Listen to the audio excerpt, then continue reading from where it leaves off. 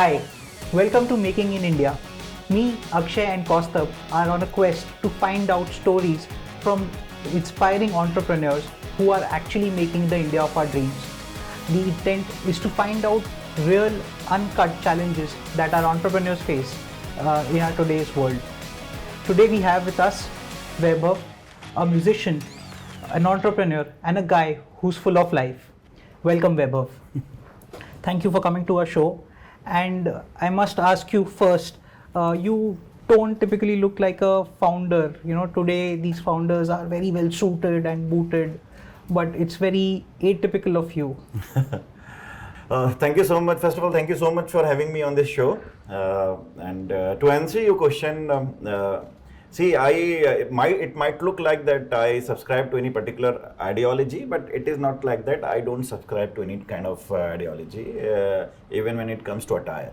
Okay, but at the same time, I say I should not be the one who does not, kind of pick when it comes to our own culture. So it's not very, it should not be very alien to, show or portray when it comes to your own culture. This is what I strive for. But at the same time, you can someday probably would see me in suit also, and probably in casuals. Yeah. So if we go to your office someday, we'll find you having meetings in this attire? Yeah, why not? Right. So tell me, Vaibhav, how was Vaibhav when he was growing up? So I'll have to travel a lot back to remind or to remember what was I when I was growing up. In bits and pieces, I do remember.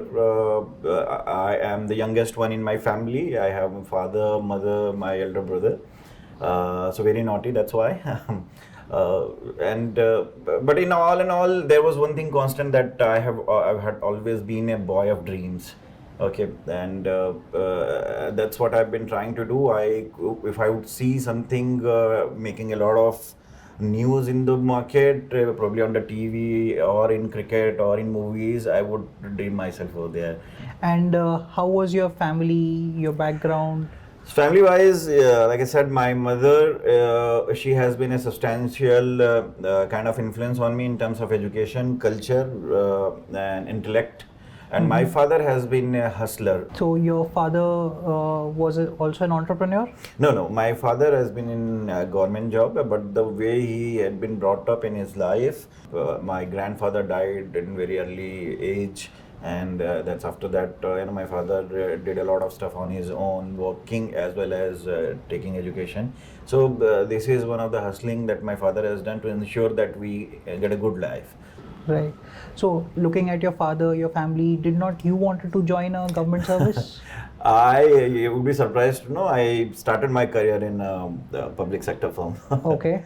I was there for 2 years initially, and I was at the port side where I used to take care of export from India to countries like Africa, and well respected at that time in my family. But then I thought that this is not my cup of tea, so I quit. So you left a government comfortable, cushy job to work in a bank or in a private sector? Yes, that was one of the biggest decision at that stage of my life that I took. I was not really supported by my family, especially when you see a family growing up or trying to flourish in such an environment where there has been lack of a lot of basic things. In that scenario, you would understand, right, that quitting a government job is not very welcome. People frowned upon on me. But then to me, it was like a lot of my skill sets were not being tested. So I took that decision. So, Vaibhav, tell me about your education, your background in education. Education-wise, it's very typical. BTech plus MBA. Basic education has been from Jaunpur itself, 10 plus 2. Then moved to Ghaziabad for UP Technology Institute, Krishna Institute of Engineering Technology. I did my BTech from there, and post that I could get a seat at Indian Institute of Foreign Trade Delhi campus. That was one good boost for me. And so coming from a tier 1 MBA college and then going on to a bank in the sales side, I mean, how was that journey? See, I have also seen a lot of people mostly frowning upon on this the career choice of getting into sales.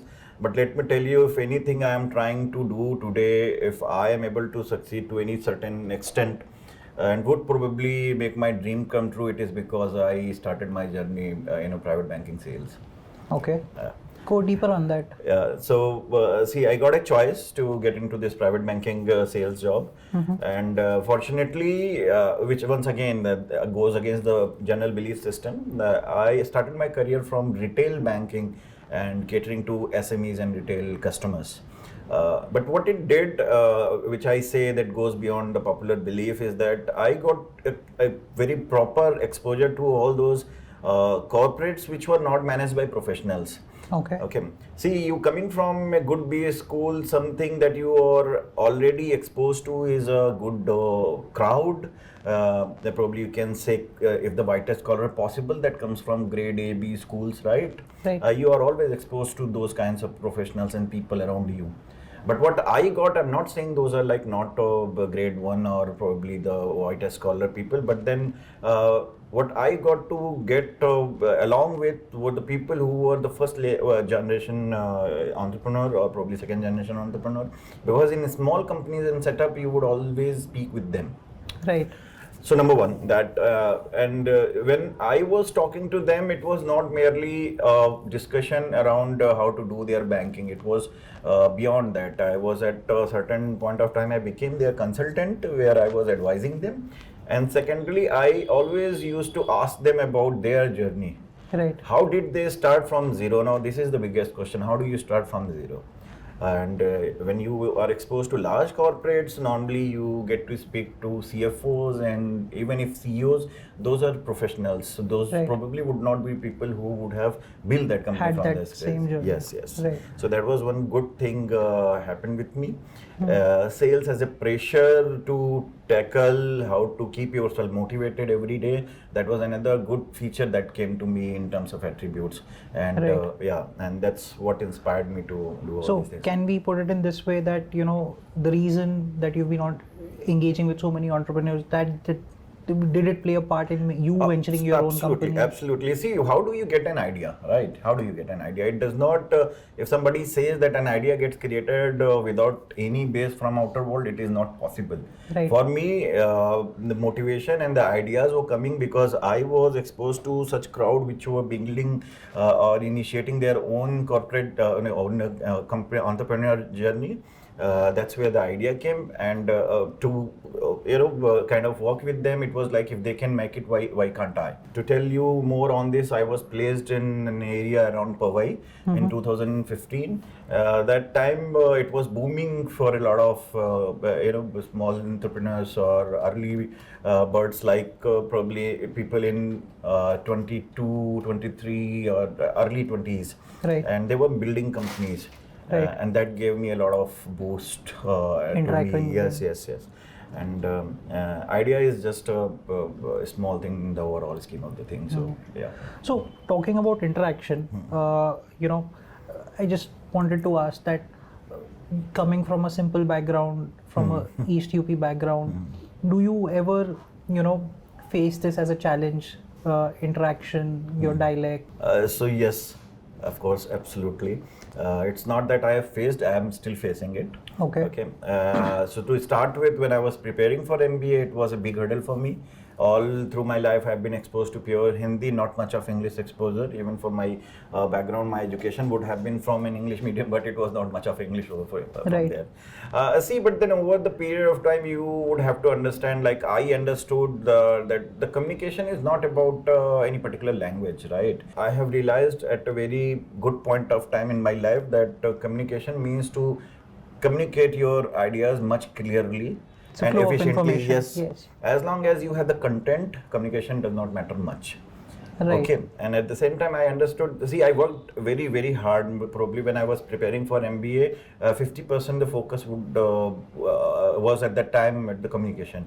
Because I don't, like I said, I don't subscribe to the fact that English can be the only mode of communication and can only be the key to success. But at the same time, I always thought that it should not become an hindrance for me to achieve whatever I want to do in my life. Right. Okay, so that's why I learned, I developed and evolved myself in that fashion. As long as the dialect and the accent goes, even you can feel it right now discussing or talking to me, it is there and I don't shy away from it. Right. My belief is that there are people, there are countrymen who speak English in their own fashion, in their own manner. Absolutely. And people disrespect it. The way I am respecting my culture, this attire, the same way I respect the fact that I am from East UP. Right. I rather endorse it. I don't want to, mold my, the tone, the tonality, or the language, or the accent. I just say it the way I feel it. Exactly. Yeah. So an American would have their own accent. Yes. African, they have their own accent. So yes. why can't we have? Why can't we have? Yes. Absolutely. There's nothing to frown upon on that. And like I said, as long as you have content, people would appreciate it. Right. So tell me more about your challenges in your banking career. So one thing was for sure. See, there were a lot of changes. It was almost, if I must put in words, 180-degree change coming from a government job, a public sector job. A lot of planning was required. A lot of challenges in terms of completing the targets were there. One thing I would like to state, which started this new journey, and was a question to me in my interview, and they asked me, how would you cope up with the fact that you have come from a kind of a PSU lifestyle to this, because there would be target. So I said, if targets are there, it meant you are implying that I would not be able to achieve it, right? But how I see it is that if there are targets, and what if I achieve them? So tell me, how did FSB, Fir Se Booking, started? Idea-wise, I must say there are two things to tell. First thing is that there was something that I always trying to, make or build upon. So Fir Se Booking is one instance. I had worked on a couple of ideas prior to that as well. Okay. So one thing is for sure that I was trying to create something. I was looking for an idea. I was looking for a problem statement which I could solve.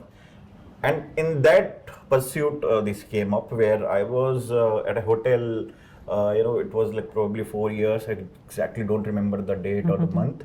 I was with my wife to a hotel, and we had a plan for like 6-7 days. But after first or second day, it was like the plan changed because of certain things. I don't even remember that. And at that time, we asked the hoteliers to cancel that particular rest of the days booking for us, and give us some refund. And for them, it was non-refundable. And then it struck me. See, I was not going to use the rest of the 4 days services which I purchased, right? And it was like, had I had something in terms of goods, say for example, you have this mobile, you have guitar, you have this chair we are sitting upon, and you are not using it, there are platforms, there are ways, there are means where you can sell it off and probably get some reimbursements, get you can salvage it for sure to a certain extent, right? But when it comes to services, there are no such things. You have a non-refundable hotel and you are not going for it, you don't get anything. Right. You have non-refundable flights and your plan gets cancelled because of whatever be the reason, and you don't get anything out of it. You have movies ticket, you have events, and the best scenario, I must tell you, you have booked, like you have purchased 12 months gym subscription. Right. Because you are very motivated, you are highly motivated 1st of January, yeah? And after a month or probably 10 days, you are not going. What about the rest of the subscription that you have purchased? Huh? You don't get anything out of it. Then it was a clearly strong case for me to build upon. So that's where this idea came. We really work hard for our money. Yes. There should be value for money for everybody, and there should be at least a recourse available in the market, and there are no. So how has this journey for Fir Se Booking has been? How did you make your first sale? So Fir Se Booking, when I started on this concept, I understood that there are two initial stakeholders. First, who has cancelled their booking and seeking for salvation, like you said, the value to salvage for that. And then there are other people who are looking out for the deals. So the concept was, if I can match or build a platform where A can meet B, there would be a value, right? Right. So that was always there, and that naturally makes a clear case over there. But the challenge started immediately when I did my basic research, that how is this possible. So you'll see these kinds of bookings, these are non-transferable. That's where my challenge started. Okay? Right. I had to make a very strong pitch for all the hoteliers, all the service provider whom I was trying to convince that why should they allow this A to B swap. And Okay. that was the problem. Yes, this was the problem. This was the execution problem. This was the execution problem. Yes, right. And I was very happy about it. Let me tell you, because once I realized that there is an execution challenge, I understood there is an entry barrier. Okay. Right. I knew myself that I'm a kind of a person. The way I hustle, the way I keep on doing things without much bogging down, I can overcome this entry barrier, and that's how I started FirseBooking.com and started going to each and every hoteliers which I found, and I had the contact coming from banking background. I had good contact in market, right? Like I said, this is one of the perks from being in retail and SME sales. I went on to meet a lot of people, lot of hoteliers, and convinced them, made a lot of good pitches to them. Why should they allow it? And that's when I converted my first hotel. So Vaibhav, your idea seems to be very unique, but why has no one thought about it before? It's a good question, and this should be one of the questions whenever when you try to build something, you come up with very fancy ideas, right? Now those ideas are only fancies and cannot be practical. We have to be very cautious about those things. Right. So when this idea came to me, the first, not probably the first, but the initial objectives were to find out who else are there in the market. Right. And there were none. At least in Indian market, there were none. There are a couple of companies in the foreign market. Those companies do resale of events. Okay. Okay. So the theory that goes behind it is that, see, in a typical business, if you're selling something, okay, you have to create a leg to find out buyer. Right. Probably in cases like OLX and other, you need to find both buyers and sellers. Right. But in this particular case, what is happening is that you need to find somebody who is there to sell off their unsold or unutilized bookings.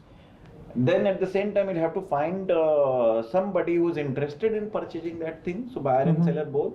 And if those two people you get to get at that particular in the same time, you need that service provider's approval as well. Right. So here you see there are three legs. Absolutely. Right? So there are three legs and you need to onboard everybody. Right. And that's where my journey started. I realized initially that the third pillar over here is the most important one. Right. Okay. So I started going to hotels to pitch all the ideas to them, to tell them why should they allow this. And like I said, I kept on, going from hotels to hotels, trying to begin even bigger and smaller everybody at like 3, 4, and 5-star categories. Everybody, in my vicinity, I was meeting. And at that time, I must mention that skill set, which was, kind of a challenge earlier to pursue my career or start my career. Now with my career getting into sales and gaining that confidence or humility to listen to people or even accept a rejection. Right. See, those helped me. And when I was going to hotels and all, ultimately I convinced for my first hotel. Right. I made a very good pitch to them. Every meeting was prompting me to improve my pitch, what is in it for hotels. Right. I started with the hotel, I must say, because I thought that if I could convince one hotel, I can get 365 days inventory. Right. And then my proof of concept can be done at any point of time. Right. Okay. So yes, so that is a challenge because there has to be 3 legs that has to be created, and that's why probably this is one of the reasons I think that people might not have thought about it, probably thought about it, could not have executed it. And because there is a high barrier or there is a high Yes. And see, that's where my philosophy also kind of come into picture. See, when I see challenge, I see opportunity. Absolutely. Okay. And at early as started, I realized that this is a challenge and it would create entry barrier for other people to come in future also. Right. If I am able to do it successfully, Right. it would not be that easy to bring every service provider on board and Right. create your own model. So for your company, Firse Booking, I think starting this company from scratch, you would have faced, a lot of things, not just convincing hotels, but building your tech stack, forming a company, or for that matter, hiring a lawyer, because I guess a lot of contracts are involved in middle of this. How did you go about that? See, the way you frame this question, it looks like it's a very tough job. But one thing we have to realize, if the journey is set for all these kinds of endeavors, it is not a days or weeks or probably months journey. How you'll have to make up your mind that this is not a day's job, right? Okay. So one challenge gets crossed over here if you make up your mind that now this is a journey we have started. I would be able to add on the different blocks at different point of time. Okay. If you start something with the thought process that immediately you need to set up a company in a day or two, it would not be possible. So Vaibhav, tell me, for making a company like FSB, you would need a lot of stuffs, a full tech stack, and even just to make your company itself, I think you would need forming your company, having lawyers. I guess there are a lot of contracts involved here and there. So how did you go about that? So see, it's a big task, first of all. But I always say, if your mindset is like that you're not gonna go on an endeavor of a days or probably a weeks, but it is a long-term thing. It's a long undertaking, right? So first set up your mind. If Right. that is conditioned like that, half of your job is done, because if you'll go about in the market creating everything in a day or two, it is not gonna happen. So first of all, okay. Right. Second thing, I see the environment, especially in India, has changed a lot and become very conducive for people to create company in today's world. Okay. See, you can make a website even a day's time. So you can Google it out. There are a lot of companies giving you basic setup of website. You can create your website. So that's where your initial tech goes. I'm not saying that with that website we will probably not Make a Facebook till like a long-term business, but then yes, you can have an online presence. Right. Okay, you can even have a sale also going on there on that particular website. Right. For CAs and legals, all these blocks, those all can be managed from internet. Okay. Okay. There are vakil.com, there are auditors available online, and then there are a lot of people doing, a lot of professionals are there in the market doing freelancing. Right. And you don't necessarily have to have a connect. You don't necessarily have to to be in a tier 1 city to get all those things. Absolutely. You can be any part of in India, at least I must say in India, I should vouch for. That you can do all these things. You can sign up on internet and you can get all those accesses. At least can get the guidance. So that went for me also. Okay. Because that's coming to my point, because you don't really come from a very tech kind of a background. Correct. And I think the premise of entire Firse Booking is tech dependent. Yes. I'll tell you the real story behind Firse Booking. My first tech was developed by a freelancer. Okay. So that much easy the job today is. Right. I still deploy that guy for a lot of changes in my website. Right. Though I have now a full-fledged live website other than that. And I've never felt that the look and feel and everything was so good. Right. That I can go and pitch all my ideas in the market and can show people if they want to do the resale, they can come at my website. But freelancing, only takes you to a certain point. So that's where you need to go, right? And I always say this, it's a journey, it's a long journey. So for my background, I don't hail from at least economic background where I could invest a lot of seed, into my business. I needed to be very, very, prudent. Bootstrapped and robust. Yes. Right. So that's what it started with a freelancer, but now you have a full-fledged team. Yes. So, tell me about, finding right team members for yourself. That's another good story, I must say, and good experience. You need to find good team Without a good team, see, you cannot be a lone warrior and build a company, that's for sure. Right. Okay, you need to go talk to people who you think your confidants are, your friends are, discuss with them, take at least feedback. If they are not coming with you on that journey, at least take a good feedback. Right. So, couple of things that I did is that you kind of pinpointed couple of people in my life whose feedback was very essential for me. Okay. See, I have a big circle, okay, and there are largely two kinds of people. One who would always cheer for me and would say everything I do that this is a good thing, you can go for it. They are motivating, not denying that thing, that they are good people, support me always, but they probably would not give me the real picture. Okay. And at the same time, there are people who would always be that this is not possible, you are doing it wrong, this is not. The cynics, you can say. Correct. Second portion. So I have filtered out both of them. I picked, there are 4 or 5 people in my life who I would always go for any kind of feedback. Right. Okay, if I would come up with any idea, I would tell it to them and seek their view.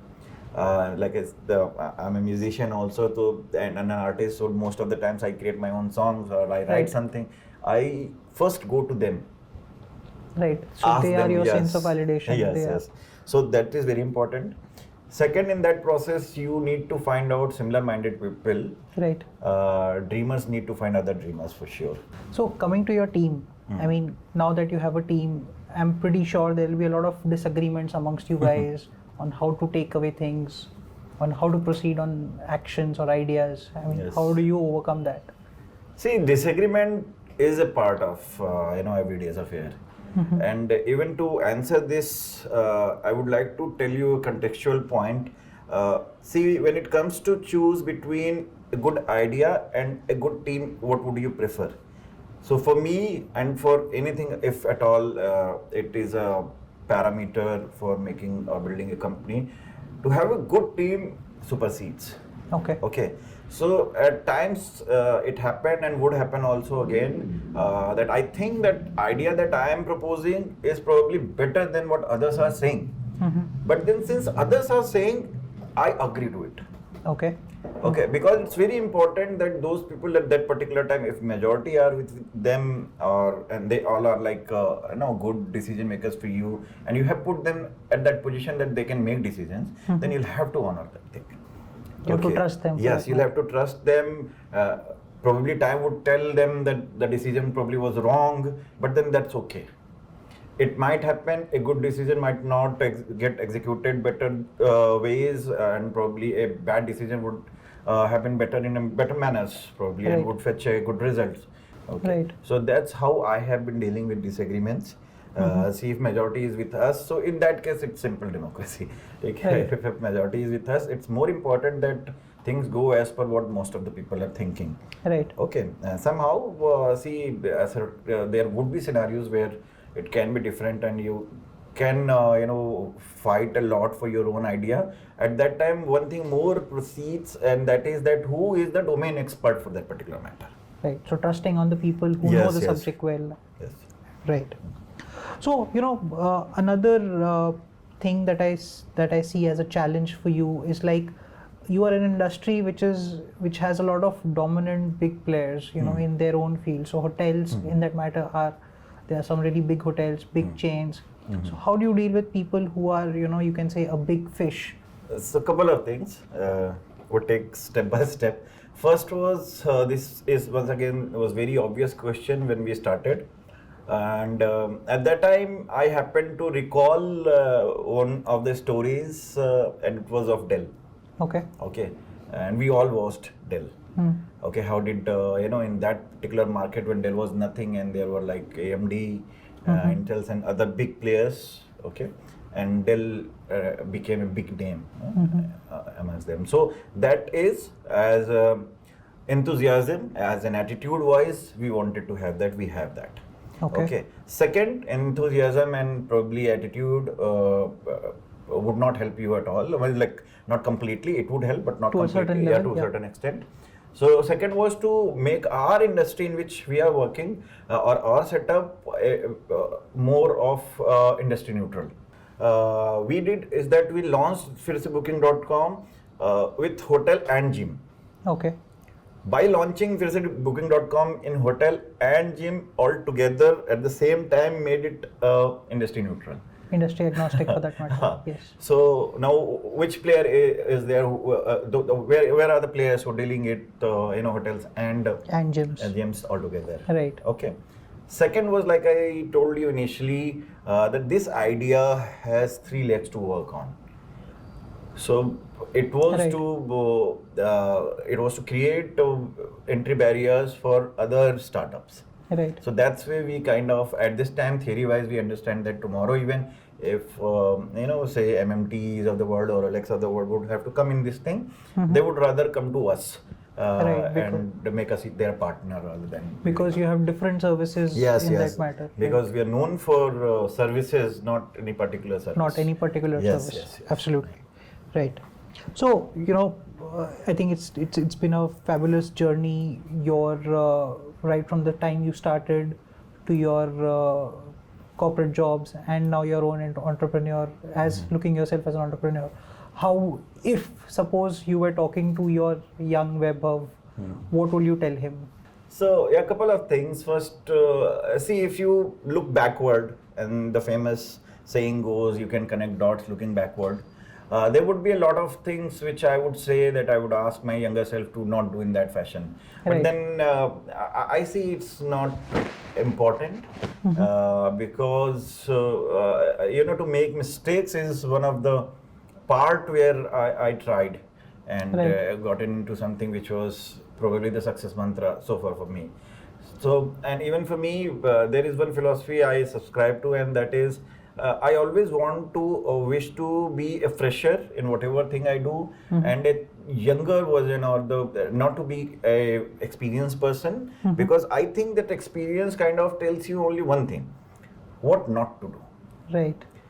Freshers and younger people, and that when I say younger people, it is not by age.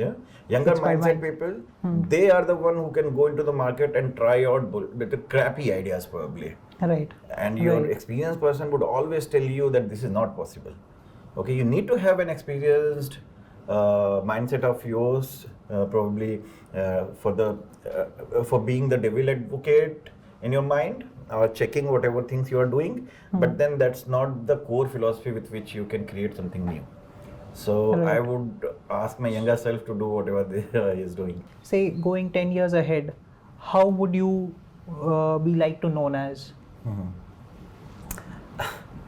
See, there would be a lot of things, but one core thing that I would want myself to be remembered as, characteristic wise, is to be a person of innovation. Something new. See, my thing has always been, was never been to build a big business. It was to make a new business.